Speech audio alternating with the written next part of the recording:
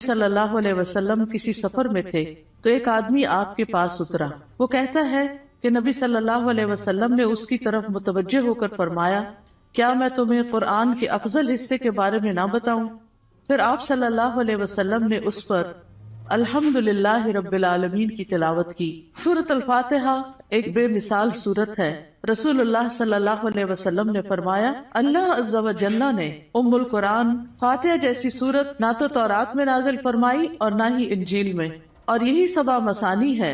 اور اللہ تعالیٰ فرماتے ہیں کہ یہی سورت میرے اور میرے بندے کے درمیان تقسیم شدہ ہے، اور میرے بندے کو وہی ملے گا جو وہ مانگے گا. اعوذ باللہ من الشیطان الرجیم، بسم اللہ الرحمن الرحیم. اللہ کے نام سے ابتدا جو بہت مہربان نہایت رحم فرمانے والا ہے. قرآن مجید کی جب ابتدا کی جاتی ہے، آغاز کیا جاتا ہے، تو سب سے پہلے تعوذ پڑھا جاتا ہے کہ میں اپنے آپ کو اللہ کی پناہ میں دیتی ہوں شیطان مردود سے بچنے کے لیے. شیطان مردود کبھی بھی نہیں چاہتا کہ انسان سیدھے راستے کی طرف چلے، اور قرآن کا راستہ ہی سیدھا راستہ ہے. نبی صلی اللہ علیہ وسلم کا دیا ہوا راستہ ہی دراصل سیدھا راستہ ہے. لیکن شیطان کبھی بھی یہ نہیں چاہتا کہ ہم اس قرآن سے ہدایت پائیں. اسی طرح جب ہم اعوذ باللہ پڑھتے ہیں تو اس کا ایک صیغہ اعوذ بکلمات اللہ بھی ہے، یعنی ایک تو ہے اعوذ باللہ اور ایک ہے اعوذ بکلمات اللہ، کہ میں اللہ تعالیٰ کے سارے کلمات کے ساتھ اللہ کی پناہ میں اپنے آپ کو دیتی ہوں. کیونکہ آپ دیکھیے کہ اللہ سبحانہ تعالیٰ کی جو مختلف مخلوقات ہیں ان میں سے یعنی شیاطین تو بری مخلوق ہیں، لیکن اس کے ساتھ ساتھ فرشتے جو ہیں وہ اچھی مخلوق ہیں. تو انسان کو ایک طرف جہاں شیطان بہکاتا ہے تو وہاں دوسری طرف فرشتہ اس کے دل میں اچھا خیال بھی ڈالتا ہے، اور فرشتے جو ہیں وہ ہمارا دفاع بھی کرتے ہیں. تو اس لیے اللہ سبحانہ تعالیٰ کی مدد کے ساتھ قرآن کا آغاز کرنا چاہیے. بسم اللہ الرحمن الرحیم سے اللہ کا نام لے کر جو کہ بہت مہربان نہایت رحم فرمانے والا ہے. الحمدللہ رب العالمین الرحمن الرحیم مالک یوم الدین ایاک نعبد و ایاک نستعین. سب تعریف اللہ تعالیٰ کے لیے ہے جو تمام جہانوں کا رب ہے، نہایت مہربان ہے، بار بار رحم فرمانے والا ہے، بدلے کے دن کا مالک ہے. ہم صرف تیری ہی عبادت کرتے ہیں اور صرف تجھ ہی سے مدد چاہتے ہیں. سورۃ الفاتحہ کی اہمیت کی ایک وجہ یہ بھی ہے کہ یہ سب سے زیادہ نفع مند دعا پر مشتمل ہے. ابن تیمیہ کہتے ہیں کہ جب میں نے غور کیا کہ سب سے نفع مند دعا کون سی ہے تو بس وہ اللہ کی رضا کے کاموں پر مدد مانگنے کی دعا ہے کہ اللہ اپنی پسند کے کاموں پر ہماری مدد فرما. پھر میں نے سورۃ فاتحہ کی اس آیت ایاک نعبد و ایاک نستعین میں اس دعا کو پا لیا، اور اس میں دراصل انسان اللہ کی عبادت کی بات کرتا ہے کہ اللہ میں تیرا بندہ ہوں، تیری عبادت کرتا ہوں، تیری عبادت کرنا چاہ رہا ہوں. اور جیسا کہ آئندہ رمضان آ رہا ہے تو اس میں ہم عام دنوں سے زیادہ انشاءاللہ اللہ تعالیٰ کی عبادت کریں گے. تو یہ عبادت جو ہے یہ اللہ سبحانہ تعالیٰ کی محبت کا نام ہے. یعنی عبادت کے 3 ارکان ہوتے ہیں جن میں سب سے پہلا رکن جو ہے کمال درجے کی محبت ہونا. والذین آمنوا اشد حبا للہ، وہ لوگ جو ایمان لائے اللہ کی محبت میں سب سے زیادہ شدید ہوتے ہیں. دوسری بات یہ ہے کہ کامل درجے کی امید ہونا، وَيَرْجُونَ رَحْمَتَهُ، کہ وہ اس کی رحمت کی امید رکھتے ہیں. اور تیسرے اللہ تعالیٰ کا کامل خوف ہونا. یعنی یہ 3 چیزیں انسان کے اندر ہوں تو انسان عبادت گزار ہوتا ہے. اللہ کی محبت، اللہ کا خوف اور اللہ سے امید بھی. اور اللہ تعالیٰ کے علاوہ کسی اور کی عبادت کرنا جائز نہیں، اور عبادت اللہ کا حق ہے. اور ایاک نستعین کا مطلب ہے کہ ہم تجھ سے مدد چاہتے ہیں. تو جب نبی صلی اللہ علیہ وسلم نے فرمایا کہ جب تم مانگو تو اللہ سے مانگو، اور جب تم مدد چاہو تو اللہ سے مدد چاہو، کیونکہ دراصل اللہ ہی ہر چیز پر قادر ہے اور وہی انسان کو مدد دے سکتا ہے. جہاں تک اللہ عز و جل کی مخلوق کے علاوہ صرف اللہ سے مدد طلب کرنا ہے تو یہ اس لیے کیونکہ بندہ اکیلا اپنے فائدوں کے حصول اور اپنے نقصانوں کو ہٹانے سے عاجز ہے. یعنی اگر میں چاہوں کہ میں اکیلی ہی اپنے فائدے حاصل کر لوں، یا جو بھی کوئی نقصان دہ چیز ہے یا تکلیف دہ چیز ہے اس سے چھٹکارا پا لوں، تو یہ میرے بس کی بات نہیں ہے. کیونکہ انسان کی دین کی مصلحتیں ہوں یا دنیا کی فائدے کی چیزیں ہوں، اللہ کے سوا اس کی مدد کوئی بھی نہیں کر سکتا، اور جس کی مدد اللہ کرے اسی کو مدد حاصل ہوتی ہے، اور جس کو اللہ چھوڑ دے اس کی پھر کوئی مدد کرنے والا نہیں ہوتا، وہ بے یار و مددگار ہو جاتا ہے۔ اسی لیے ہم کہتے ہیں لا حول ولا قوت الا باللہ، کہ کوئی توفیق نہیں مل سکتی، کوئی قوت نہیں ہوتی مگر اللہ کے ساتھ۔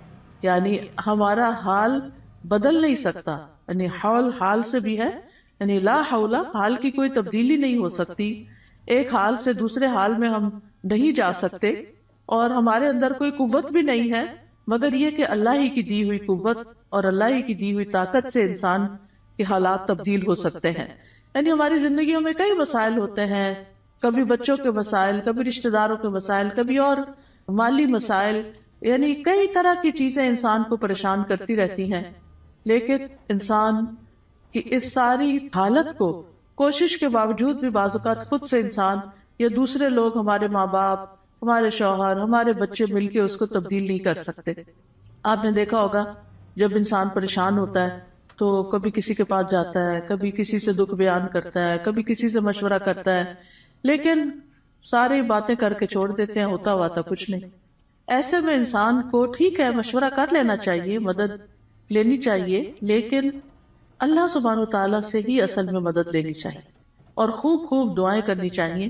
اور اگر یہ کلمہ بھی بار بار انسان پڑھتا رہے نا، ایاک نعبد و ایاک نستعین، کہ صرف تیری ہم عبادت کرتے ہیں اور تجھ سے ہم مدد چاہتے ہیں، تو انشاءاللہ اللہ کی مدد آئے گی۔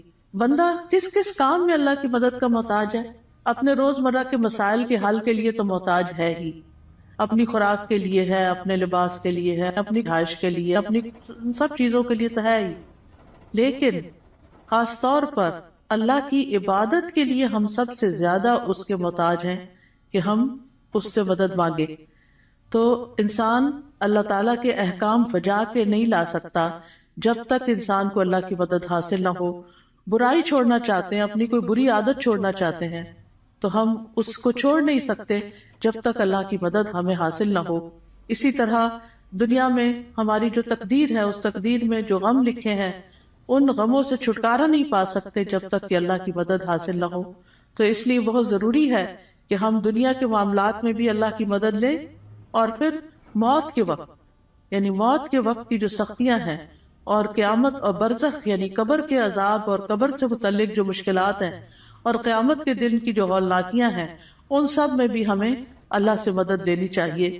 ان سب کاموں میں اللہ عز و جل کے سوا کوئی بھی مدد کرنے کی طاقت نہیں رکھتا۔ تو جو شخص اللہ کی مدد طلب کرنے کا حق ادا کرتا ہے تو اللہ تعالیٰ ان کاموں میں اس کی مدد بھی کرتا ہے۔ اہدنا الصراط المستقیم، تو ہمیں سیدھا راستہ دکھا، کیونکہ ہدایت سب سے بڑی ضرورت ہے جو انسان مانگتا ہے اللہ تعالیٰ سے۔ یعنی مانگنے کی چیزیں تو بہت ہے، لیکن سب سے اہم ترین چیز جو ہے وہ ہدایت ہے، کہ اللہ تعالیٰ ہمیں ہدایت عطا فرمائے، کیونکہ ہدایت جس کو مل گئی تو وہ متقین میں سے ہو جائے گا، اور جس کے اندر تقوی آ گیا اس کو مزید ہدایت بھی ملے گی، اور جو متقین میں سے ہو جائے گا تو من یتق اللہ یجعل لہ مخرجا ویرزقہ من حیث لا یحتسب، جو اللہ سے ڈرے گا وہ اس کے لیے نکلنے کا کوئی راستہ بنا دے گا، اور اسے وہاں سے رزق دے گا جہاں سے وہ گمان بھی نہیں کرتا ہوگا، یعنی جہاں سے وہ سوچ بھی نہیں سکتا۔ تو اس لیے انسان کو ہدایت کی ضرورت ہے، اور ہدایت اللہ سے مانگتے ہی رہنا چاہیے۔ آپ دیکھیے کہ حیرانی کی بات ہے کہ دن میں 5 نمازوں کی ہر رکعت میں ہم سورۃ فاتحہ پڑھتے ہیں۔ سورۃ فاتحہ کے اندر ہم اللہ سے ہدایت ہی مانگتے رہتے ہیں کہ اللہ تو ہمیں ہدایت دے دے، ہمیں ہدایت دے دے۔ یعنی انسان کو مل بھی جائے تو بھٹکنا بڑا آسان ہوتا ہے، دل کا ٹیڑھا ہونا بڑا آسان ہوتا ہے۔ تو اس لیے بہت ضروری ہے کہ ہم سب دل لگا کے یہ دعا کرتے رہیں۔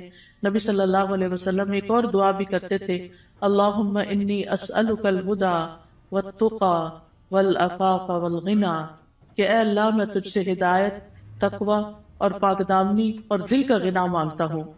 اسی طرح ایک اور دعا ہے، اللہم اہدنی وسددنی، اے اللہ تو مجھے ہدایت عطا فرما اور سیدھا رکھ، یعنی درست رکھ کہ ادھر ادھر نہ ہو جاؤ۔ اسی طرح نبی صلی اللہ علیہ وسلم تہجد کے وقت اللہ تعالیٰ سے سیدھے رستے کی ہدایت کی دعا مانگتے تھے، اور اپنی تہجد کی نماز شروع ہی اس دعا سے کرتے تھے۔ اللہم رب جبریل و میکائیل و اسرافیل فاطر السماوات والارض عالم الغیب والشہادۃ انت تحکم بین عبادک فیما کانوا فیہ یختلفون اللہم اہدنی لما اختلف فیہ من الحق انک تہدی من تشاء الی صراط مستقیم۔ اے اللہ، جبریل، میکائیل اور اسرافیل کے رب، آسمانوں اور زمین کے پیدا کرنے والے، ہر غیب اور حاضر کو جاننے والے، تو اپنے بندوں میں ان چیزوں کا فیصلہ کرے گا جن میں وہ اختلاف کرتے ہیں۔ اے اللہ، مجھے اس حق کی طرف رہنمائی دے جس میں اختلاف کیا گیا ہے۔ یقیناً تو جس کو چاہتا ہے سیدھے رستے پہ چلاتا ہے، یعنی جن چیزوں میں لوگ اختلاف کر رہے ہیں کہ یہ سیدھا رستہ ہے کہ نہیں، تو اللہ مجھے اس میں سیدھا رستہ دکھا دے۔ آپ دیکھیں، ایک تو ہوتا ہے کہ ہم دین کی طرف نہ آئیں، لیکن ہم جب دین کی طرف آ بھی جاتے ہیں نا، تو اس میں بھی لوگ، کوئی کہتا ہے یہ کرو، کوئی کہتا ہے وہ کرو، تو انسان پھر کنفیوز ہوتا ہے کہ میں کیا کروں اور کیا نہ کروں۔ تو ایسے میں جہاں بھی اختلاف ہو، بہتر یہی ہے کہ انسان اللہ سے اس میں صحیح رہنمائی کی دعا مانگے۔ یعنی دو لوگوں کے بیچ میں کوئی مس انڈرسٹینڈنگ، کوئی اختلاف ہو جاتا ہے، ہر انسان کیا سمجھتا ہے، میں ٹھیک ہوں، اور وہ اپنا نقطہ نظر جو ہے یا اپنا پوائنٹ آف ویو جو ہے وہ بہت شدت کے ساتھ بیان کرتا ہے۔ لیکن اصل بات یہ ہے کہ انسان اللہ سبحانہ تعالیٰ سے جب مدد مانگتا ہے کہ اللہ اس اختلاف میں مجھے ہدایت دے، تو ہی سیدھے رستے پر ہوتا ہے۔ پھر اسی طرح یہ ہے کہ بچوں کو بھی صحیح فیصلے کرنے کے لیے ہدایت کی دعا دینی چاہیے۔ عبد الحمید بن سلمہ کہتے ہیں کہ ان کے والدین ان کے متعلق اپنا مقدمہ لے کر نبی صلی اللہ علیہ وسلم کی خدمت میں حاضر ہوئے۔ میرے والدین میں سے ایک مسلمان تھا، دوسرا نہیں تھا، کافر تھا۔ نبی صلی اللہ علیہ وسلم نے بچے کو اختیار دیا تو وہ ان دونوں میں سے جو کافر تھا اس کی طرف متوجہ ہو گیا۔ تو آپ کو فکر لگی کہ یہ اگر کافر لے جائے گا تو بچے کو کافر بنا دے گا۔ تو آپ صلی اللہ علیہ وسلم نے اسی وقت دعا کی، اللہم اہدہ، اللہ اس کو ہدایت دے دے۔ تو وہ مسلمان کی طرف متوجہ ہو گیا۔ تو پھر آپ نے فیصلہ اس کے حق میں کیا، کیونکہ آپ خود سے نہیں اس بچے کو کہہ سکتے تھے یا خود سے دے نہیں سکتے تھے، وہ بچے کی چوائس پر تھا کہ وہ کدھر جانا چاہتا ہے۔ تو آپ نے اس کے لیے دعا شروع کر دی۔ اس سے پتہ چلتا ہے کہ زندگی کے چھوٹے چھوٹے معاملات میں آپ لوگوں کی فکر کتنی کرتے تھے، ان کے لیے دعائیں کیسی کرتے تھے، اور سب سے زیادہ تو ان کی ہدایت اور ان کی آخرت کی فکر۔ اسی طرح یہ ہے صراط الذین انعمت علیہم، راستہ ان لوگوں کا جن پر تو نے انعام کیا۔ یعنی ہم سیدھا راستہ تو مانگتے ہیں، لیکن ہمیں یہ نہیں پتا کہ وہ کیسے پتا چلے گا، کون سا ہمارے لیے نمونہ ہے، کن لوگوں کو ہم فالو کریں۔ کیونکہ پڑھی ہوئی چیزیں، سنی ہوئی چیزیں انسان جب کرنے لگتا ہے تو طریقہ فرق ہو جاتا ہے، لیکن جب کسی کو کرتے ہوئے دیکھتا ہے تو آسانی ہو جاتی ہے۔ اس کی مثال ایسے ہی ہے کہ جیسے آپ اگر کسی سے ریسیپی پوچھتے ہیں کہ میں یہ فلاں چیز کیسے بناؤں، تو آپ نے دیکھا ہوگا جیسے آلو گوشت ہے مثال کے طور، تو ہر گھر کے بنانے کا طریقہ فرق، اور ہر ایک ٹائم بھی فرق لیتا ہے۔ کوئی جلدی سے بنا کے رکھ دیتا ہے، کوئی آہستہ آہستہ بناتا ہے، کوئی ایک طریقے سے، کوئی دوسرے طریقے سے۔ تو اب اگر آپ صرف ریسیپی پوچھیں گے تو ہو سکتا ہے کوئی چیز مس ہی کر دے اس میں سے۔ تو جب آپ کسی کو بناتے ہوئے دیکھیں گے، صرف ایک دفعہ دیکھنے کی ضرورت ہے، تو آپ کو بہت آسان ہو جائے گا وہ کام کرنا۔ کوئی بھی چیز ہو، جب آپ کسی کو کرتے ہوئے دیکھتے ہیں تو وہ آسان ہو جاتی۔ زبانی ایکسپلین کر کر کے انسان کہیں نہ کہیں غلطی کر جاتا ہے، کچھ نہ کچھ مس کر جاتا ہے۔ اور آج اہدنا الصراط المستقیم پہ بات ہونی تھی، تو اللہ نے ہمیں وہ گما کے آئے ہیں تو پتہ چلے کہ اگر ایک ٹرن بھی زندگی میں الٹا لیتے ہیں، کہیں غلط فیصلہ کرتے ہیں، تو کہیں سے کہیں پہنچ جاتے ہیں، بالکل ہی یعنی قریب آنے کی بجائے اور دور نکل جاتے ہیں، صرف ایک ٹرن اگر غلط لے لیں آپ۔ تو اسی طرح زندگی میں ہم صحیح جا رہے ہوتے ہیں، کہیں کوئی بیچ میں آ کے ہمیں کوئی غلط بات بتا دیتا ہے، ہم اس کے پیچھے لگ جاتے ہیں، اصل راستے کو چھوڑ کے چل بھائی وہ کہیں سے کہیں پہنچ گئے، تو وہ اللہ سے تو دور کر دیتا ہے نا انسان کو۔ تو اس لیے ہمیں یہ کہا گیا ہے کہ ان لوگوں کا راستہ مانگو جو ہدایت پر تھے، اور وہ کون تھے؟ انبیاء تھے، صدیقین تھے، شہداء تھے، صالحین تھے، نیک لوگ تھے، صحابہ کرام تھے، تابعین تھے، تبع تابعین تھے، جن کو آپ صلی اللہ علیہ وسلم نے خیر القرون میں سے قرار دیا۔ تو کتنا ضروری ہے کہ ہم ان لوگوں کی زندگیوں کے بارے میں پڑھیں، وہ کیا کرتے تھے۔ ہم آج کے لوگوں کو رول ماڈل بنا لیتے ہیں، وہ بیچارے تو خود بعض اوقات نہیں سمجھتے کہ انہیں کیا کرنا چاہیے۔ تو اصل رول ماڈل جو ہیں ہمارے وہ صحابہ کرام ہیں، صحابیات ہیں کہ انہوں نے نمازیں کیسے پڑھی، ان کے روزے تہجد کیسے تھے، ان کا صدقہ خیرات کیسا تھا، ان کے لوگوں سے معاملات کیسے تھے، ان کی خوشی اور ناراضگی کیسی تھی. تو اگر ہم ان چیزوں کے بارے میں پڑھتے رہیں گے، جانتے رہیں گے، تو آپ دیکھیں گے کہ بہت سی چیزیں درست ہو جائے گی. یعنی اپنی غلطیاں بھی نظر آئیں گی اور جو اچھے کام ہیں وہ بھی. اور ان کی زندگی کے واقعات اور حالات بہت موٹیویشنل بھی ہوتے ہیں. یعنی اگر آپ صحابہ کی کہانیاں پڑھیں تو انسان روئے بغیر رہ نہیں سکتا.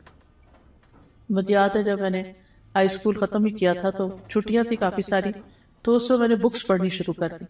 اور سب سے زیادہ مجھے جن بکس نے انسپائر کیا وہ اسی طرح کی لائف سٹوریز تھیں.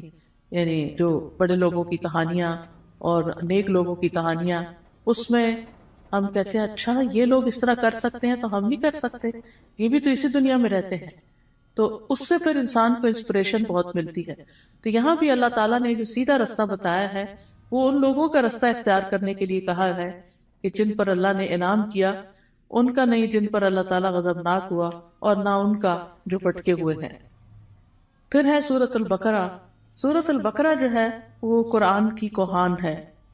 نبی صلی اللہ علیہ وسلم نے فرمایا ہر چیز کی ایک کوہان ہوتی ہے، یعنی اونچا حصہ ہم، اور قرآن کی کوہان سورۃ البقرہ ہے. اور جب شیطان سورۃ البقرہ کی تلاوت سنتا ہے تو وہ اس گھر سے نکل جاتا ہے جس میں سورۃ البقرہ کی تلاوت کی جا رہی ہو. اس کو پڑھنا باعث برکت ہے اور اس کو چھوڑنا باعث حسرت ہے. رسول اللہ صلی اللہ علیہ وسلم نے فرمایا سورۃ البقرہ پڑھا کرو، کیونکہ اس کا پڑھنا باعث برکت ہے، چھوڑنا باعث حسرت ہے، اور اس کے پڑھنے والے پر جادوگر قدرت نہیں پا سکتے. یعنی ایسے لوگ جادو سے محفوظ رہتے ہیں جو سورۃ البقرہ پڑھتے رہتے ہیں. اب اس کا طریقہ کیا ہے؟ کیونکہ لوگ پوچھتے ہیں کہ اچھا پھر کیسے پڑھیں. ایک تو یہ ہے کہ ایک ہی دن میں ساری پڑھیں، اور کیسے بہت سارے لوگ ہوتے ہیں جو روز سورۃ البقرہ پڑھتے ہیں. اور ایک یہ ہے کہ ایک ایک سپارہ کر کے آپ روز پڑھ لیں. ایک یہ ہے کہ ربع کر کے آپ اس کو، یعنی کہ 8 اور 10 دن لگ جاتے ہیں تقریباً اس طرح، تو مہینے میں 3 دفعہ ہو جائے گی. ایک یہ ہے کہ روزانہ آپ ایک صفحہ پڑھ لیں، اور جب تک وہ صفحے سارے ختم نہیں ہوتے تو وہ اس طرح روزانہ آپ یعنی یا نماز میں یا دیکھ کے یعنی پڑھتے رہیں. یعنی سورۃ البقرہ کے ساتھ اپنا تعلق قائم رکھیں تو اس کا فائدہ یہ ہوگا کہ جادوگر اثر نہیں کر سکیں. کیونکہ جن لوگوں پہ کوئی جادو کی شکایت ہوتی ہے نا، جب وہ بےچارے ایک دفعہ اپنا توڑ کر آتے ہیں، جب ان کو پتہ چلتا ہے توڑ ہو گیا تو دوبارہ کر دیتے ہیں، پھر دوبارہ کر دیتے ہیں. تو اس لیے پروٹیکشن بڑی ضروری ہوتی ہے، اور سورۃ البقرہ جو ہے اسی میں سے ہے. ابو ہریرہ رضی اللہ عنہ سے روایت ہے کہ رسول اللہ صلی اللہ علیہ وسلم نے فرمایا تم اپنے گھروں کو قبرستان نہ بناؤ، کیونکہ شیطان اس گھر سے بھاگ جاتا ہے جس گھر میں سورۃ البقرہ کی تلاوت کی جاتی ہے.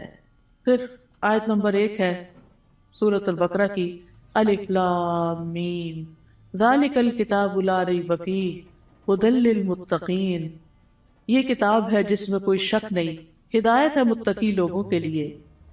قرآن جو ہے وہ شکوک و شبہات سے پاک کتاب ہے، یعنی ایسے علم پر مبنی ہے جو یقینی ہے، جو سب سے سچی بات ہے، اس کی ہر بات ہی سچی ہے. کون ہے متقین؟ الذین یؤمنون بالغیب ویقیمون الصلاۃ ومما رزقناہم ینفقون. جو غیب پر ایمان لاتے ہیں، نماز قائم کرتے ہیں، اور جو رزق ہم نے ان کو دیا ہے اس میں سے وہ خرچ کرتے ہیں. تو ایمان بالغیب جو ہے یہ دل سے تعلق رکھتا ہے. نماز قائم کرنا جسم کا حصہ ہے، اور مما رزقناہم ینفقون مال کا حصہ ہے، یعنی حقوق العباد کی ادائیگی. انسان اندر سے بھی اچھا ہو، انسان باہر سے بھی اللہ کی عبادت کرے، اور انسان اللہ کے بندوں اور اللہ کی مخلوق کے ساتھ بھی اچھا سلوک کرے. پھر فرمایا والذین یؤمنون بما انزل الیک وما انزل من قبلک وبالآخرۃ ھم یوقنون. اور وہ جو ایمان لاتے ہیں اس پر جو آپ پر نازل کیا گیا اور جو آپ سے پہلے نازل کیا گیا، اور وہ آخرت پر یقین رکھتے ہیں. یعنی متقی وہ لوگ ہوتے ہیں، اس کتاب سے ہدایت حاصل کرنے والے لوگ وہ ہوتے ہیں کہ جو اللہ کی طرف سے آئی ہوئی چیزوں پر ایمان رکھتے ہیں، اور جو چیزیں نبی صلی اللہ علیہ وسلم سے پہلے اتاری گئی تھی ان پر بھی ایمان رکھتے ہیں، اور وہ آخرت پر پکا یقین رکھتے ہیں. تو نبی صلی اللہ علیہ وسلم پر نازل شدہ وحی جو ہے اس پر ایمان لانا ضروری ہے۔ قرآن مجید میں آتا ہے وَأَنزَلَ اللَّهُ عَلَيْكَ الْكِتَابَ وَالْحِكْمَةَ وَعَلَّمَكَ مَا لَمْ تَكُنْ تَعْلَمُ وَكَانَ فَضْلُ اللَّهِ عَلَيْكَ عَظِيمًا۔ اللہ نے آپ پر کتاب و حکمت نازل کی ہے اور آپ کو وہ کچھ سکھایا جو آپ نہیں جانتے تھے، اور یہ آپ پر اللہ کا بہت ہی بڑا فضل ہے کہ اللہ تعالیٰ نے آپ کو فائدے کی سب چیزیں سکھا دی ہیں۔ یاد رکھیے حدیث بھی قرآن کی طرح نازل ہوتی تھی۔ وَمَا يَنطِقُ عَنِ الْهَوَىٰ إِنْ هُوَ إِلَّا وَحْيٌ يُوحَىٰ، وہ اپنی خواہش نفس سے کچھ نہیں کہتے، وہ تو صرف وہی ہے جو نازل کی جاتی ہے۔ حسان بن عطیہ کہتے ہیں کہ جبریل علیہ السلام نبی صلی اللہ علیہ وسلم کے پاس سنت لے کر اترتے تھے۔ جس طرح آپ کو قرآن سکھاتے اسی طرح سنت کی تعلیم دیتے تھے۔ قرآن جو تھا وہ لکھا جاتا تھا، یعنی قرآن جو تھا وہ آپ سنتے تھے اور پھر صحابہ کو لکھوا دیتے تھے، جبکہ سنت جو ہے وہ چونکہ زیادہ تر پریکٹس کی چیز ہے، عمل کی چیز ہے، تو وہ آپ اس چیز پر عمل کر لیتے تھے۔ نبی صلی اللہ علیہ وسلم نے ہمیں بھی تلقین کی ہے کہ ہم اس قرآن و سنت کو مضبوطی سے پکڑے رکھیں۔ رسول اللہ صلی اللہ علیہ وسلم نے فرمایا میں تم میں دو چیزیں چھوڑے جا رہا، تم ہرگز گمراہ نہیں ہوگے جب تک ان دونوں کو مضبوطی سے نہ تھام لو، ایک اللہ کی کتاب اور دوسرے اس کے نبی کی سنت ہے۔ وَبِالْآخِرَةِ هُمْ يُوقِنُونَ، اور آخرت پر وہ یقین رکھتے ہیں۔ یقین کا معنی جو ہے وہ ایسا ایمان ہے جس کی طرف شک داخل، یعنی اتنا پکا کہ جیسے انسان اپنی آنکھوں سے کوئی چیز دیکھ رہا ہوتا ہے تو اس پر یقین ہوتا ہے کہ میں کوئی جھوٹ نہیں دیکھ رہا، مجھے حقیقت ہے۔ یقین جو ہے یہ علم کا سب سے اونچا درجہ ہے، یعنی یہ نہیں کہا آخرت کا علم رکھتے ہیں، آخرت کو جانتے ہیں، نہیں، اس پر پکا یقین رکھتے ہیں، ایمان رکھتے ہیں۔ تو یقین کے فائدے کیا ہوتے ہیں؟ یقین کا فائدہ یہ ہوتا ہے کہ انسان کے لیے عمل آسان ہو جاتا ہے۔ انسان کو اللہ تعالیٰ سے یقین مانگنا چاہیے۔ ابو بکر رضی اللہ عنہ دعا میں یہ کلمات کہتے تھے اللہم ہب لی ایمانا و یقینا و معافاتا و نیتا، اے اللہ مجھے ایمان اور یقین اور عافیت اور اچھی نیت عطا فرما۔ اولئک علی ھدی من ربہم و اولئک ھم المفلحون، یہی لوگ اپنے رب کی طرف سے ہدایت پر ہیں اور یہی لوگ دراصل فلاح پانے والے ہیں۔ اس کے بعد فرمایا بے شک وہ لوگ جنہوں نے کفر کیا ان کے لیے برابر ہے کہ آپ انہیں ڈرائیں یا نہ ڈرائیں، وہ ایمان نہیں لائیں گے۔ اللہ نے ان کے دلوں اور ان کے کانوں پر مہر لگا دی ہے اور ان کی آنکھوں پر پردہ ہے اور ان کے لیے بہت بڑا عذاب ہے۔ گناہ جب دل پہ پے در پے آتے ہیں تو دل کو بند کر دیتے ہیں، اور جب اسے بند کر دیتے ہیں تو اللہ کی طرف سے ٹھپا اور مہر لگ جاتی، پھر ایمان اندر نہیں داخل ہوتا، اس لیے پھر انسان کا کفر سے چھٹکارا پانے کا کوئی رستہ نہیں رہ جاتا۔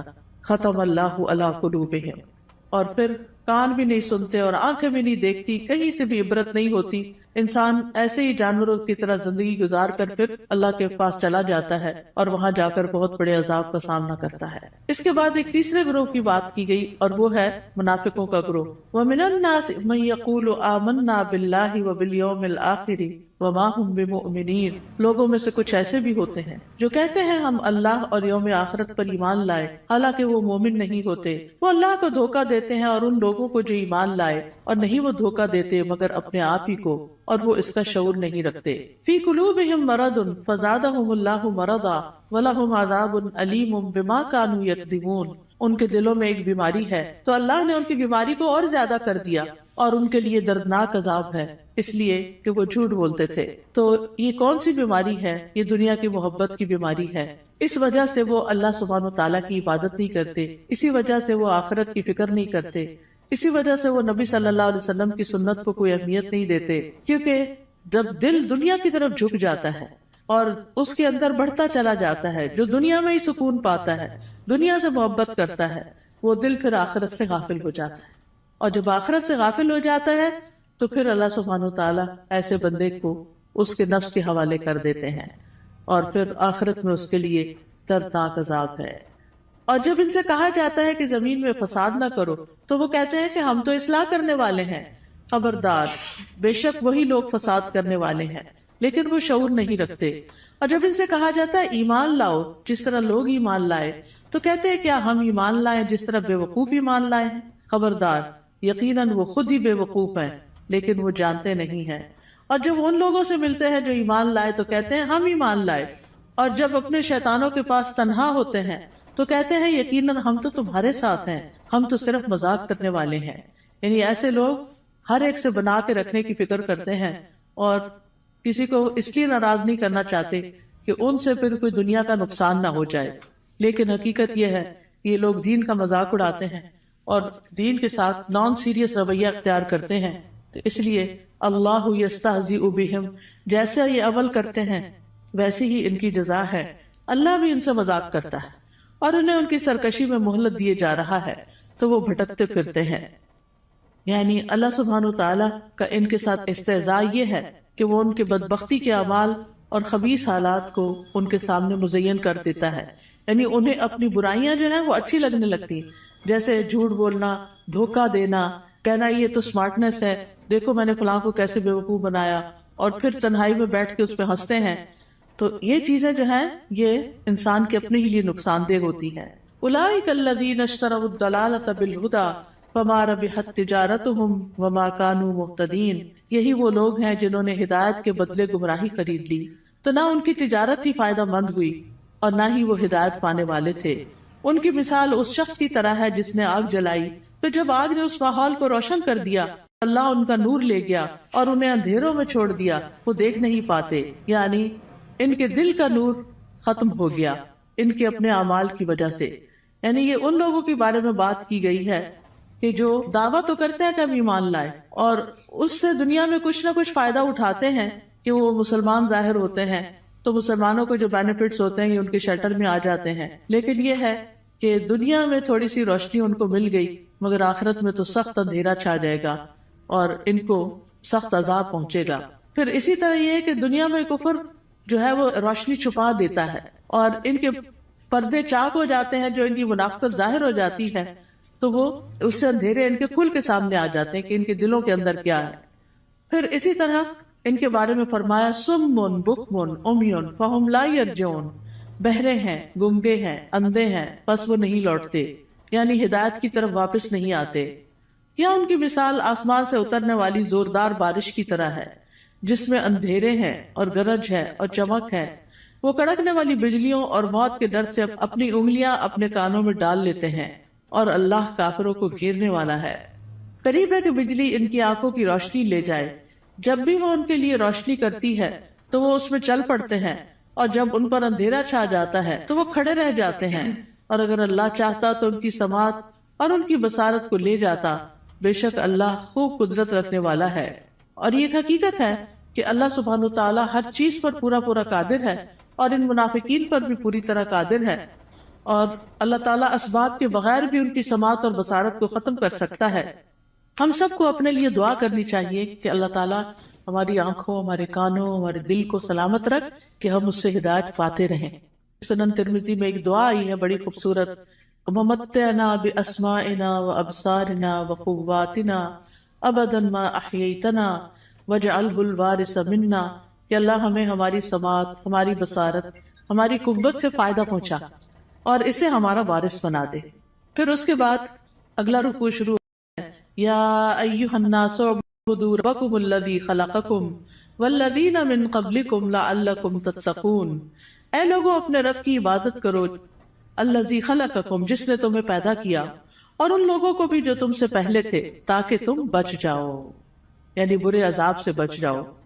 تو عبادت کی بات پہلے بھی ہو چکی کہ ہمیں اللہ نے اپنی عبادت کے لیے پیدا کیا ہے، اور عبادت میں انسان کو اللہ تعالیٰ سے شدید محبت بھی کرنی ہوتی ہے اور اس سے ڈرنا بھی ہوتا ہے اور اس سے امید بھی رکھنی ہوتی ہے. پھر فرمایا الذی جعل لکم الارض فراشا والسماء بناء وانزل من السماء ماء فاخرج به من الثمرات رزقا لکم فلا تجعلوا للہ اندادا وانتم تعلمون. وہ جس نے تمہارے لیے زمین کو فرش اور آسمان کو چھت بنایا اور آسمان سے پانی نازل کیا اور اس پانی سے تمہارے لیے پھل بطور رزق پیدا کیے، بس تم اللہ کے ساتھ کسی کو شریک نہ ٹھہراؤ حالانکہ تم جانتے ہو. اور اگر تمہیں اس قرآن میں شک ہے جو ہم نے اپنے بندے محمد پر نازل کیا صلی اللہ علیہ وسلم، تو اسی طرح کی ایک صورت تم بھی بنا لاؤ اور اللہ کے سوا اپنے گواہوں یعنی مددگاروں کو بھی بلا لو اگر تم سچے ہو. فَإِن لَّمْ تَفْعَلُوا وَلَن تَفْعَلُوا فَاتَّقُوا النَّارَ الَّتِي وَقُودُهَا النَّاسُ وَالْحِجَارَةُ أُعِدَّتْ لِلْكَافِرِينَ. پھر اگر تم نے ایسا نہ کیا اور تم ہرگز نہ کر سکو گے، تو بچو اس آگ سے جس کا ایندھن انسان اور پتھر ہے، جو کافروں کے لیے تیار کی گئی ہے، اور خوشخبری دے دیجیے ان لوگوں کو جو ایمان لائے اور انہوں نے نیک عمل کیے۔ تو خوشخبریاں کس کے لیے ہیں؟ گڈ نیوز کس کے لیے ہیں؟ جو ایمان لا کر اچھے کام کرتا ہو، کہ ان کے لیے ایسے باغات ہیں جن کے نیچے نہریں بہتی ہیں، جب انہیں ان باغوں میں سے کسی قسم کا پھل کھانے کو دیا جائے گا تو وہ کہیں گے یہ تو وہی ہے جو اس سے پہلے بھی ہم دیے گئے، اور انہیں اس سے ملتے جلتے پھل دیے جائیں گے۔ وہاں ان کے لیے پاک صاف بیویاں ہوں گی، اور وہ ان باغات میں ہمیشہ رہنے والے ہیں، ہمیشہ کے لیے۔ یہ کتنی بہترین جزا ہے جو نیک عمل کرنے والوں کی ہے۔ معاذ بن جبل رضی اللہ عنہ کہتے ہیں کہ نیک عمل وہ ہوتا ہے جس میں 4 چیزیں ہوں۔ نمبر 1 علم کے ساتھ ہو کیا۔ نمبر 2 اچھی نیت ہو، کرنے کی نیت بھی اچھی ہونی چاہیے۔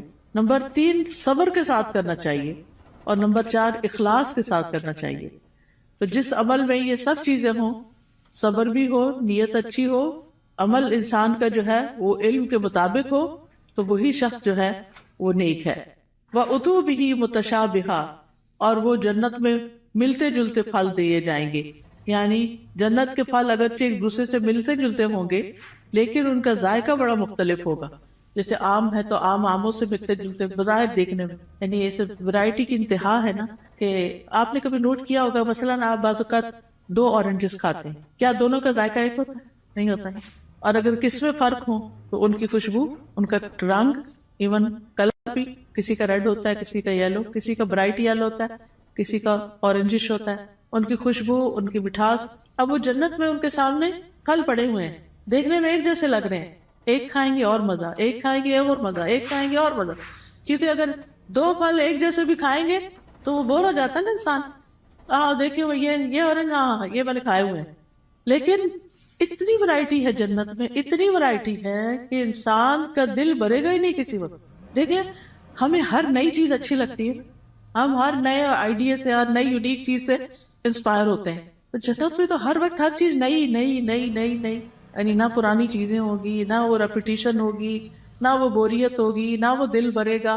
اب فیشن کیا ہے؟ ایک نیا آئیڈیا ہی ہوتا ہے نا، حالانکہ بعض اوقات اس میں بڑی تکلیف بھی ہوتی ہے، لیکن وہ نیا ہوتا ہے تو لوگوں کو اٹریکٹ کرتا ہے، یونیک، انیوژل۔ تو وہ اتو بھی متشابہہ، دیکھنے میں وہ متشابہ ہیں لیکن کھانے میں ان کا مزہ، جیسے ایک حدیث میں بھی آتا ہے کہ جنت کے جو ببول کا درخت ہوگا اس کے جو کانٹے ہوں گے، اس میں سے ایک کانٹے کے اندر 70,000 قسم کے پھل ہوں گے، یعنی اس کے اندر وہ رنگ ہوں گے اور اس کے ڈفرنٹ چیزیں ہوں گی، اور وہ جب ایک ایک چیز نکالتا جائے گا انسان تو different colour, different test, different خوشبو، ایکسپلور ہی کرتا جائے گا۔ اسی لیے خالدین فی، رہنا ہی رہنا ہے، کوئی موت نہیں ہے وہاں، جنت میں موت نہیں ہے، جہنم میں بھی موت نہیں ہے۔ اس لیے انسان کو جنت کا شوق لگ جانا چاہیے اور اس کے لیے کوشش کرنی چاہیے، اس کے لیے تڑپنا چاہیے، اور اس کے لیے ہر وہ کام کر لینا چاہیے جس سے وہ ایک دم اندر چلے جائیں، چاہے وہ اچھی عبادت کر کے، چاہے وہ بندوں کی خدمت کر کے، یعنی جو کام پتہ چلے نا یہ جنت میں لے جانے والا، تو انسان کو اس کا حریص ہو جانا چاہیے۔ ٹھیک ہے ہم کمزور انسان ہیں، نہ ہمارے پاس اتنی ہمت ہے زیادہ، نہ مال ہے زیادہ، لیکن کچھ نہ کچھ تو کرتے چلے جائیں تاکہ ایک دن اللہ تعالیٰ کا دیدار بھی ہو، کیونکہ جنت عدن میں جو لوگ ہوں گے اللہ تعالیٰ کے دیدار میں انہیں کوئی رکاوٹ پیش نہیں آئے گی، اور اللہ تعالیٰ کے وہ بڑے پسندیدہ اور چوزن لوگ ہوں گے۔ لیکن اس کے لیے اللہ کے راستے میں جہاد کرنا، جد و جہد کرنا، نکلنا، اپنے کمفرٹ زون سے باہر نکلنا، اپنا مال خرچ کرنا، اپنی جان لگانا، یہ چیزیں ہیں جس سے انسان جنت کا سودا کرتا ہے۔ ان اللہ اشتری من المؤمنین انفسهم واموالهم بان لهم الجنہ، اللہ نے بے شک خرید لی مومنوں سے ان کی جانیں اور ان کے مال، کیونکہ ان کے لیے جنت ہے۔ تو جنت حاصل کرنے کے لیے انسان کو کچھ دینا پڑتا ہے، اور وہ یہی دنیا کا وقت ہے، تھوڑا سا، یہ چند سال ہے، پتہ نہیں کب تک زندہ ہے کب تک نہیں۔ تو اللہ تعالیٰ سے دعا ہے کہ وہ ہمیں نیک اعمال کرنے کی توفیق عطا فرمائے۔ پھر بے شک اللہ اس سے نہیں شرماتا کہ وہ مادہ مچھر یا اس سے اوپر کسی چیز کی مثال بیان کرے۔ پھر جو لوگ ایمان لائے ہیں وہ جانتے ہیں کہ وہ ان کے رب کی طرف سے سچ ہے، اور جن لوگوں نے انکار کیا وہ کہتے ہیں اس مثال سے اللہ کی کیا مراد ہے؟ اللہ اس سے اکثر لوگوں کو گمراہ کرتا ہے اور اسی سے بہت سے لوگوں کو ہدایت بخشتا ہے، اور اس مثال سے گمراہ کرتا بھی ہے تو صرف فاسقوں کو۔ یعنی اللہ تعالیٰ جن لوگوں کو گمراہ کرتا ہے وہ اس لیے نہیں کرتا کہ اللہ چاہتا ہے گمراہ ہو جائے، نہیں، اصل میں ان کے اندر ایسی کوئی علت ہوتی ہے کہ جو اس بات کا سبب بن جاتی ہے کہ اللہ تعالیٰ پھر اس بندے کو ہدایت کی بجائے الٹے رستے پہ چلا دیتا ہے۔ جیسے سورۃ الصف میں آتا ہے فَلَمَّا زَاغُوا ازاغ اللہ قلوبہم واللہ لا یہدی القوم الفاسقین. پھر جب وہ ٹیڑھے ہو گئے تو اللہ نے ان کے دل ٹیڑھے کر دیے. انسان سیدھا راستہ چھوڑ کے ٹیڑھے پہ جاتا ہے تو پھر اللہ تعالیٰ اس کو اسی کے حوالے کر دیتا ہے، اور اللہ نافرمان لوگوں کو ہدایت نہیں دیتا. تو جو لوگ رب کے حکم کو مان جاتے ہیں ان کو ہدایت کی تعلیم مل جاتی ہے اور وہ سیدھے راستے پہ چل پڑتے ہیں. اور پھر فاسق کون ہوتے ہیں؟ جو اللہ کے عہد کو اس کے مضبوط ماننے کے بعد توڑ دیتے ہیں، اور جس چیز کا اللہ نے جوڑنے کا حکم دیا اس کو کاٹ ڈالتے ہیں، یعنی رشتہ داروں سے کاٹ لیتے ہیں اور زمین میں فساد کرتے ہیں. یہی لوگ دراصل نقصان اٹھانے والے ہیں. تم اللہ کا انکار کیسے کر سکتے ہو حالانکہ تم مردہ تھے، پھر اس نے تمہیں زندگی بخشی، پھر وہی تمہیں موت دے گا، پھر وہی تمہیں دوبارہ زندہ کرے گا، پھر اسی کی طرف تم لوٹائے جاؤ گے. واپسی کدھر ہے؟ اللہ ہی کی طرف ہے. اب یعنی کہ 2 مرحلے تو پورے ہو گئے. ایک مرحلہ تھا زندگی سے پہلے آنے کا، جب آدم علیہ السلام کی پشتوں سے اللہ نے سب کی روحیں پیدا کر دی. پھر اس کے بعد اس دنیا میں اب آگے، اب اس کے بعد موت ہے، پھر موت کے بعد پھر زندگی ہے جو ہمیشہ کی زندگی. هو الذی خلق لکم ما فی الارض جمیعا ثم استوى الی السماء فسواہن 7 سماوات وہو بکل شیء علیم. وہ اللہ ہی تو ہے جس نے وہ سب کچھ جو زمین میں ہے تمہارے لیے پیدا کیا، پھر وہ آسمانوں کی طرف متوجہ ہوا تو ان کو ٹھیک کر کے 7 آسمان بنا دیا، اور وہ ہر چیز کا خوب علم رکھنے والا ہے. یہ اللہ تعالیٰ کا ہم پر احسان ہے کہ اس نے ہمارے لیے فائدے کی چیزیں اور عبرت کے سامان زمین میں پیدا کیے، اور ہر وہ چیز جو اللہ نے بنائی وہ ہمارے استعمال کے لیے ہے. تو اللہ تعالیٰ سے دعا ہے کہ وہ ہمیں ان نعمتوں سے بھرپور فائدہ اٹھا کر اس کی اطاعت میں اپنی جان لگانے کی توفیق عطا فرمائے. وآخر دعوانا ان الحمد للہ رب العالمین نحمده ونصلی علی رسولہ الکریم. اما بعد فاعوذ باللہ من الشیطان الرجیم. بسم اللہ الرحمن الرحیم. رب اشرح لی صدری ویسر لی امری واحلل عقدۃ من لسانی یفقہوا قولی. قرآن مجید کا آغاز سورۃ الفاتحہ سے ہوتا ہے جو قرآن مجید کی سب سے افضل سورت ہے. نبی صلی اللہ علیہ وسلم کسی سفر میں تھے تو ایک آدمی آپ کے پاس اترا. وہ کہتا ہے کہ نبی صلی اللہ علیہ وسلم نے اس کی طرف متوجہ ہو کر فرمایا، کیا میں تمہیں قرآن کے افضل حصے کے بارے میں نہ بتاؤں؟ پھر آپ صلی اللہ علیہ وسلم نے اس پر الحمدللہ رب العالمین کی تلاوت کی. سورۃ الفاتحہ ایک بے مثال سورت ہے. رسول اللہ صلی اللہ علیہ وسلم نے فرمایا، اللہ عز و جل نے ام القرآن فاتحہ جیسی سورت نہ تو تورات میں نازل فرمائی اور نہ ہی انجیل میں، اور یہی 7 مثانی ہے. اور اللہ تعالیٰ فرماتے ہیں کہ یہی سورت میرے اور میرے بندے کے درمیان تقسیم شدہ ہے، اور میرے بندے کو وہی ملے گا جو وہ مانگے گا. اعوذ باللہ من الشیطان الرجیم. بسم اللہ الرحمن الرحیم. اللہ کے نام سے ابتدا جو بہت مہربان نہایت رحم فرمانے والا ہے. قرآن مجید کی جب ابتدا کی جاتی ہے، آغاز کیا جاتا ہے، تو سب سے پہلے تعوذ پڑھا جاتا ہے کہ میں اپنے آپ کو اللہ کی پناہ میں دیتی ہوں شیطان مردود سے بچنے کے لیے. شیطان مردود کبھی بھی نہیں چاہتا کہ انسان سیدھے راستے کی طرف چلے، اور قرآن کا راستہ ہی سیدھا راستہ ہے. نبی صلی اللہ علیہ وسلم کا دیا ہوا راستہ ہی دراصل سیدھا راستہ ہے. لیکن شیطان کبھی بھی یہ نہیں چاہتا کہ ہم اس قرآن سے ہدایت پائیں.